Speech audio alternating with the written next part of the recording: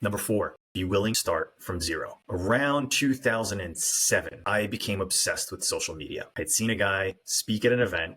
His name's Gary Vaynerchuk. Some of you might know him. And I was gobsmacked by social and by Gary. I was like, oh my gosh, this is really incredible. And while in the audience, I was that VP of sales when I'd written the blog post. I'd gotten that job, but I was miserable at that gig, probably making too much money for my age, as a matter of fact. While in the audience, I made a decision that I wanted to be in the social media ecosystem. However, I couldn't get a gig in social media because all of the people that I was trying to get a job with were kind of like, hey, nah, you don't have social media experience. And I was like, oh, what a wicked catch-22. This is so ridiculous. I went to my wife and I said, look, just got let go. There was a round of layoffs at the company where I was the VP, and I took 3 months off. I hit the reset button, and I was willing to start from zero, to do all that I could and everything in my power to learn as much as I could about social media. So on my own dime, I flew to San Francisco.